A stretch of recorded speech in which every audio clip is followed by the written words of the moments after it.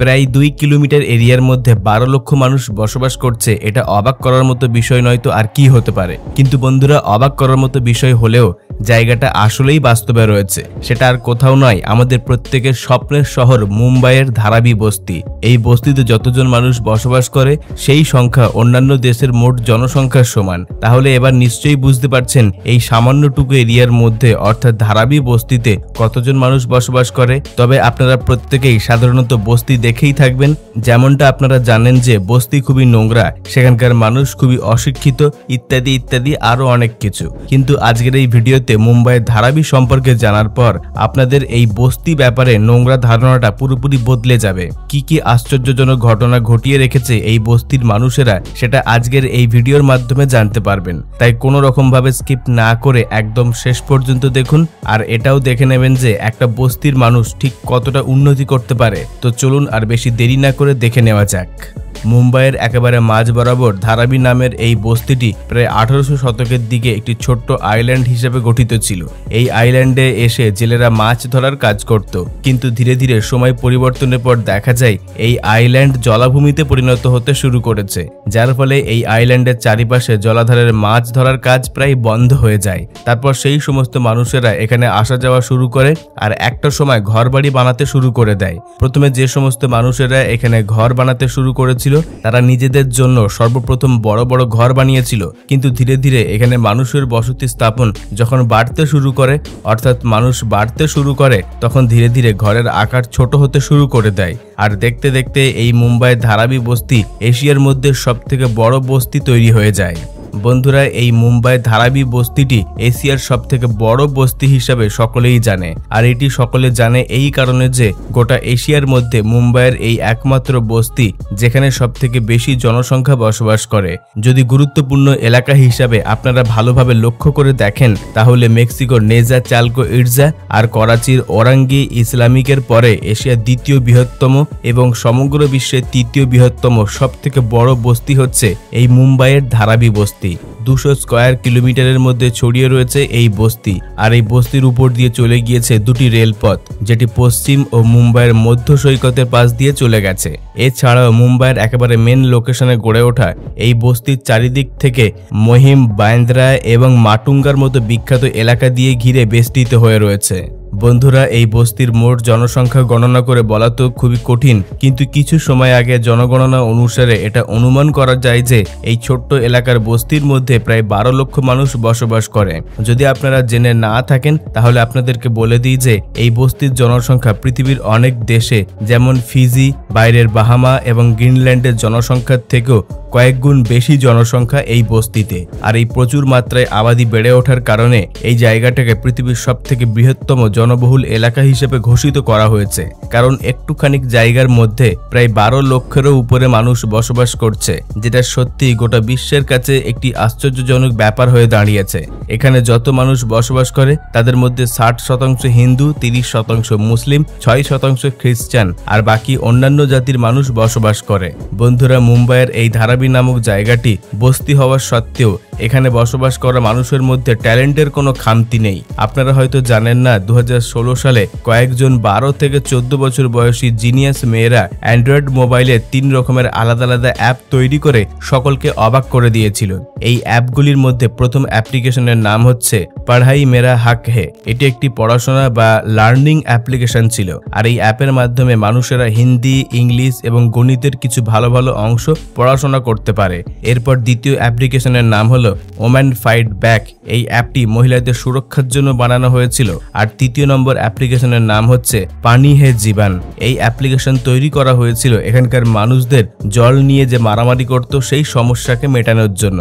আসলে বন্ধুরা, এই অ্যাপের সাহায্যে এখানকার পাইপলাইনে জল আসা মাত্রই সেই ব্যবহারকারী মানুষের কাছে একটি অ্যালার্ম বেজে ওঠে। আর সেই অ্যালার্মের মাধ্যমে এখানকার মানুষ এটা বুঝতে পেরে যায় যে তাদের টাইম কলে জল এসে গিয়েছে। আর এর মাধ্যমে এখানকার মানুষের অনেক সময় বেঁচে যেত। আসলে বন্ধুরা এখানকার টাইম কলের জল ঠিক টাইমে আসতো না, কোনো টাইম ঠিক ছিল না, যার কারণে এখানকার মানুষ কয়েক ঘন্টার পর ঘন্টা বসে থাকতো, অনেক সময় নষ্ট করত, যার ফলে যখন জল আসতো তখন প্রত্যেকেই সেই জল নেওয়ার জন্য মারামারি শুরু করে দিত। আর এই অ্যাপের মাধ্যমে এখন প্রত্যেকের কাছে একটি অ্যালার্ম বেজে ওঠে, যার ফলে প্রত্যেকেই জানতে পেরে যায় যে তাদের জল এসে গিয়েছে, যার কারণে এখানে আর আগের মতো মারামারি হয় না। এছাড়াও এই ধারাবি এলাকাকে ইন্ডিয়ার সবথেকে বড় শিক্ষিত এলাকা হিসেবে মানা হয়, কারণ এই বস্তির মানুষেরা পড়াশোনার গুরুত্ব সবথেকে বেশি দেয়। আপনারা জেনে অবাক হবেন, এটি বস্তি এলাকার হওয়ার সত্ত্বেও এখানে প্রায় 69% মানুষ খুবই ভালোভাবে পড়াশোনা শিখেছে, যেটা একটি বস্তি এলাকায় থেকে কখনোই সম্ভব নয়। তাই জন্য প্রত্যেককেই অবাক করে দিয়েছে এই বস্তি এলাকা। এই ধারাবি বস্তির মধ্যে কাপড় থেকে শুরু করে মাটির পত্র, চামড়া, স্টিল ইত্যাদি জিনিস তৈরি করার জন্য প্রায় 500-এরও বেশি ম্যানুফ্যাকচারিং ইন্ডাস্ট্রি রয়েছে। আপনারা জেনে অবাক হবেন যে এই বস্তির মধ্যে প্রায় 15,000-এরও বেশি সিঙ্গেল রুমওয়ালা কারখানা চালানো হয়। আর এই কারখানা থেকে তৈরি হওয়া সমস্ত জিনিসপত্র আলাদা আলাদা ওয়েবসাইটের মাধ্যমে শুধু ইন্ডিয়াতে নয়, সমগ্র দুনিয়ার মধ্যে বিক্রি করা হয় এই বস্তির জিনিসপত্র। আর এই বস্তির বার্ষিক মোট ইনকাম শুনলে আপনাদের চোখ একেবারে কপালে উঠে যাবে। এই বস্তির টোটাল মোট আয় হচ্ছে 650 মিলিয়ন আমেরিকান ডলার থেকে শুরু করে 1 বিলিয়ন আমেরিকান ডলার পর্যন্ত পৌঁছে যায়, যেটা কিরিবাতি, টুঙ্গা এবং টুআলু নামক দেশের ইকোনমির থেকে কয়েক গুণ বেশি এই বস্তির ইনকাম। আর এই সমস্ত বিষয়ের উপর লক্ষ্য রেখে এটাই বোঝা যায় যে ভারতের অর্থনৈতিক ব্যবস্থার উপরে এই ধারাবি বস্তির অবদান ঠিক কতটা। এই বস্তিতে রিসাইকেলিং এর কাজ খুব দ্রুততার সঙ্গে হয়, আর এটা এখানকার প্রধান কাজ হিসেবে মানা হয়। এই রিসাইকেলিং এর কাজ শুধুমাত্র সেই বস্তির মধ্যে জমা থাকা প্লাস্টিক বা আবর্জনা নিয়ে হয় না, বরং মুম্বাই থেকে শুরু করে সমগ্র দেশের যত আবর্জনা থাকে সব এই বস্তির মধ্যে এসে জমা হয়।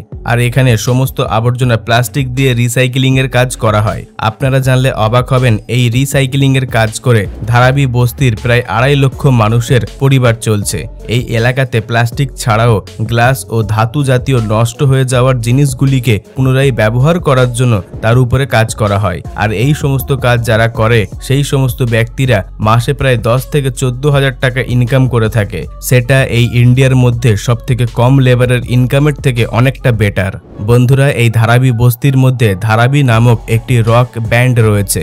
এই ব্যান্ডের মধ্যে কাজ করা প্রায় 12 থেকে 15 জন ছেলে আবর্জনা সংগ্রহকারী কাজ করে থাকে। আর সবথেকে অবাক করার মতো কথা এটাই যে এই রক ব্যান্ড তাদের মিউজিক তৈরি করার জন্য প্রফেশনাল কোনো মিউজিক ইনস্ট্রুমেন্ট ব্যবহার করে না, বরং তারা জলের ড্রাম, লাঠি এবং কাঁচের জিনিসপত্র আর বিভিন্ন ধাতু দিয়ে তৈরি করা জিনিসপত্র ব্যবহার করে থাকে। আর এই কারণে এই রক ব্যান্ডকে সবথেকে বেশি ক্রিয়েটিভিটি এবং ট্যালেন্টেড হিসেবে চিনে থাকে সকলে।